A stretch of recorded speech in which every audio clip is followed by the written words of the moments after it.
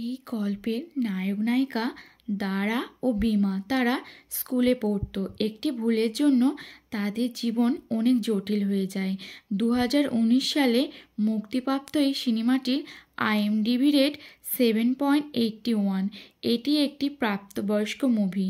ইন্দোনেশিয়ার ফিল্ম ফেস্টিভ্যালে দুবার অ্যাওয়ার্ডপ্রাপ্ত রোমান্টিক মুভি এটি। গল্পটি দুটি কিশোর কিশোরীর যারা মোবাইল নিয়ে হাতাহাতি করতে করতে খুব কাছাকাছি চলে আসে ও দুজনের মধ্যে যে ঘটনাটি ঘটে তার ফলে মেয়েটি প্রেগনেন্ট হয়ে যায়। ফলে তাদের জীবনে নেমে আসে অন্ধকার। একদিন স্কুল ছুটির পর দারা যখন বাড়ি যায় তার সাথে বিমাকেও তার বাড়ি নিয়ে যায়। দারা বিমার সাথে খেলার ছলে তার গায়ের ওপর পড়ে যায়। এরপর দারা তার মেকআপ বক্স দিয়ে বিমার মেকআপ করতে থাকে। এতে বিমাকে দেখতে অনেক কিউট লাগে। সেজন্য দারা তাদের একসাথে অনেক সেলফি তোলে ও ছবিগুলি ইনস্টাগ্রামে পোস্ট করে দেয়। এতে বিমা বলে, তুমি এটা কি করলে? এজন্য দুজনের ফোন নিয়ে কাড়াকাড়ি লেগে যায়। এই সময় দারা তাড়াতাড়ি করে তার ফোন নিজের কাছে রেখে দেয় এবং এই সময় তারা খুব কাছাকাছি চলে আসে। সব বন্ধুরা আমাদের নিয়ে মজা করবে, এইসব কথা যদি স্যার ম্যাডামের কানে যায় তাহলে তারা আমাদের স্কুল থেকে তাড়িয়ে দেবে। বিমা দারাকে প্রমিস করে এই কথা সে কাউকে জানাবে না।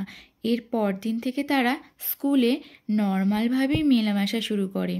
খেলা, হাসি ঠাট্টা সব কিছুই চলতে থাকে তাদের মাঝে। বন্ধুদের সাথে পার্টি করা, ঘুরতে যাওয়া এই সব কিছুই মাত্র কয়েকদিন স্থায়ী ছিল।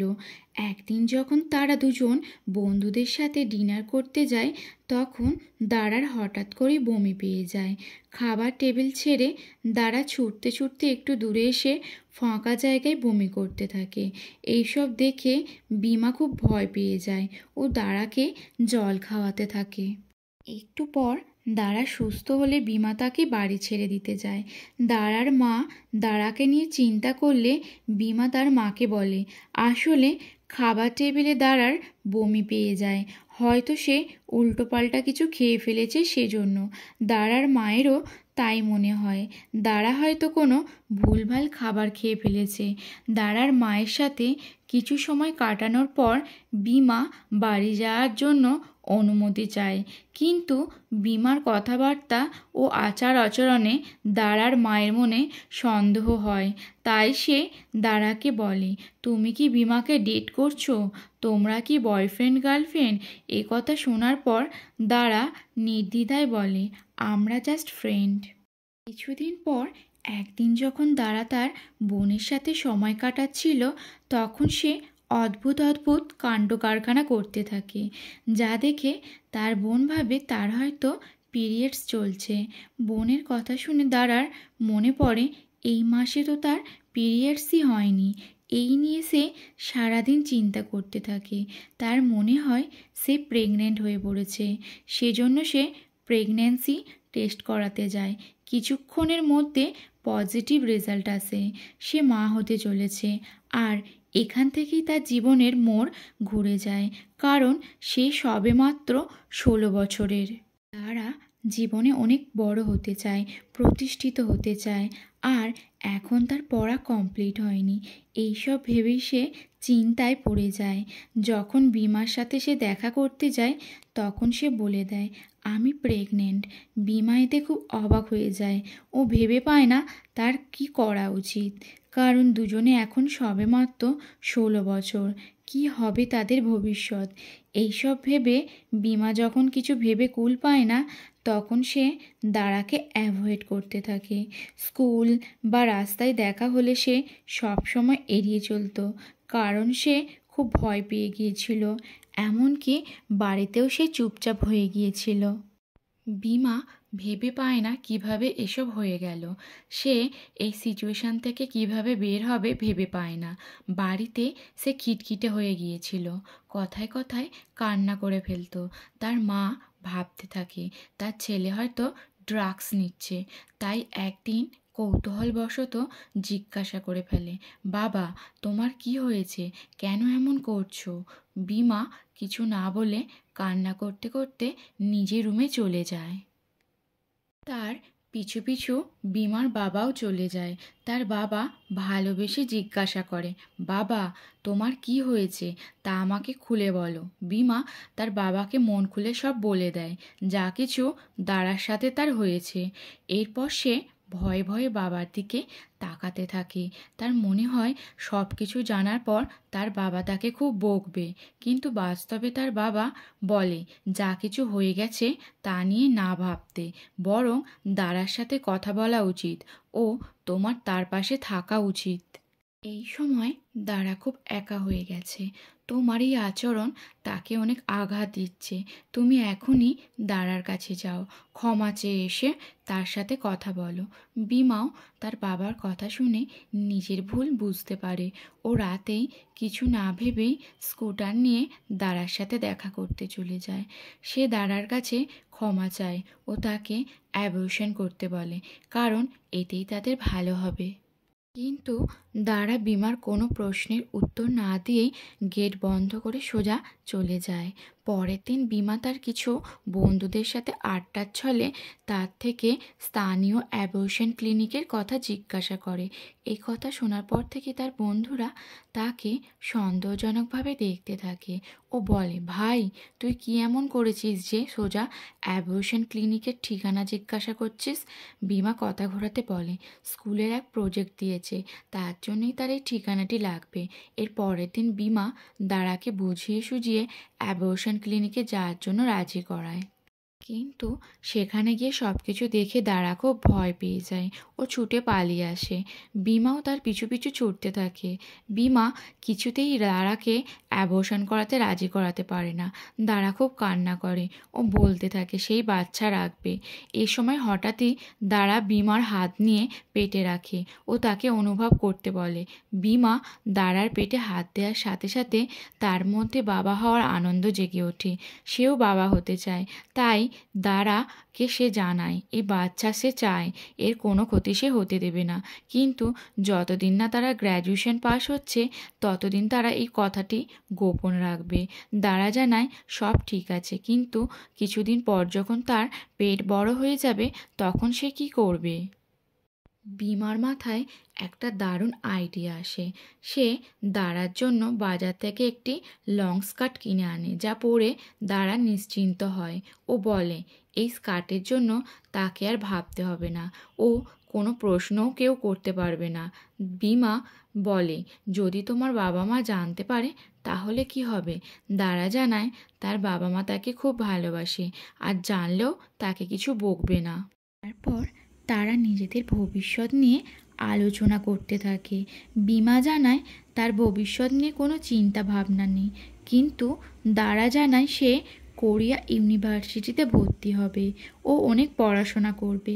বিমা জানায় তোমার সব স্বপ্ন পূরণ হবে, আমি তোমার পাশে থাকব।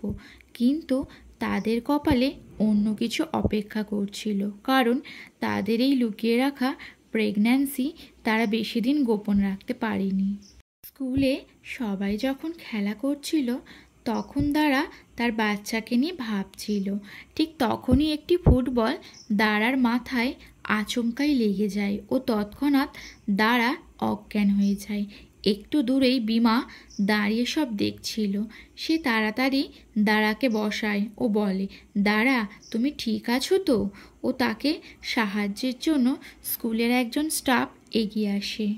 কিন্তু জ্ঞান ফেরার সাথে সাথে দাঁড়া নিজের থেকেও তার বাচ্চার চিন্তা করে।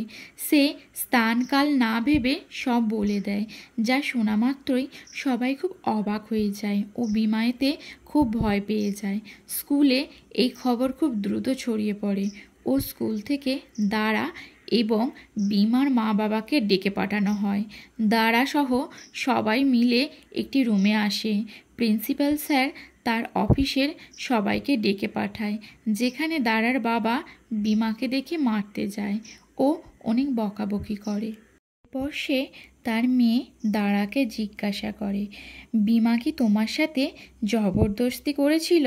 দাঁড়া মাথা নিচু করে বসে থাকে। এ সময় বিমা সাহস করে দারার বাবাকে বলে সে দারার যত্ন নেবে ও পড়াশোনা শেষ করে দারাকে বিয়ে করবে। এ কথা শোনা মাত্রই দারার মা প্রচণ্ড রেগে যায় ও দারাকে বলে আমি তোমার মুখ দেখতে চাই না। ও দারাকে সঙ্গে না নিয়েই সে চলে যায়। দারার কোথাও যাওয়ার জায়গা ছিল না, তাই সে বিমার সাথে তাদের বাড়ি চলে যায়। দারার পরিবার আর্থিক দিক থেকে শক্তিশালী ছিল, তার যা ইচ্ছা হতো সে তাই পেত।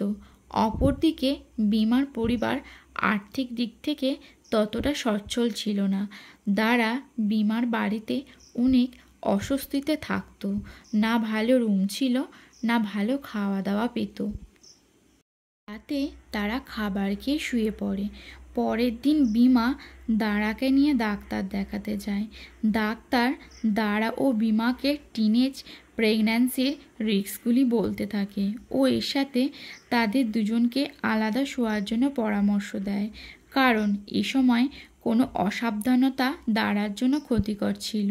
অন্যদিকে দারার বাবা ও মার খুব মন খারাপ করে দারার জন্য।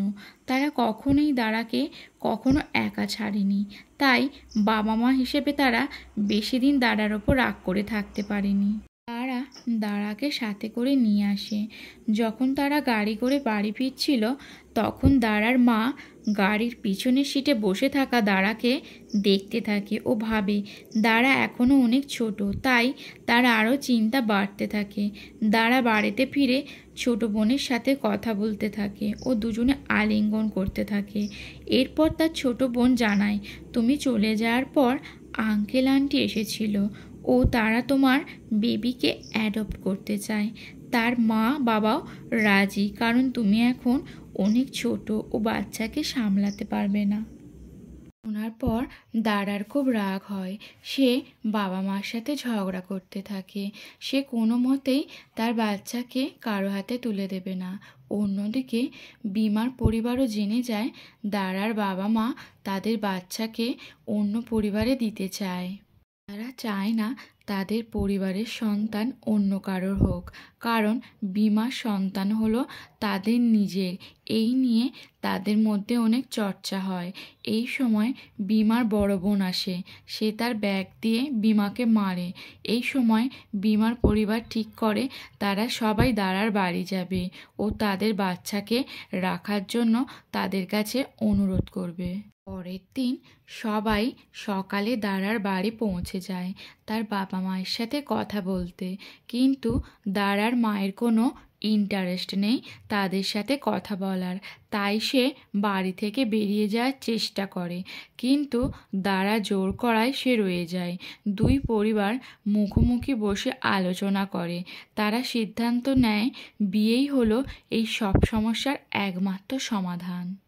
সিদ্ধান্তে দারার পরিবারও রাজি হয় ও তারা বিয়ে করে। বিয়ের পর বিমা দারার বাড়িতে থাকতে শুরু করে, কারণ বিমার বাড়ি অনেক ছোট ও অস্বাস্থ্যকর ছিল, যা দারার পক্ষে থাকা সেই বাড়িতে সম্ভব ছিল না।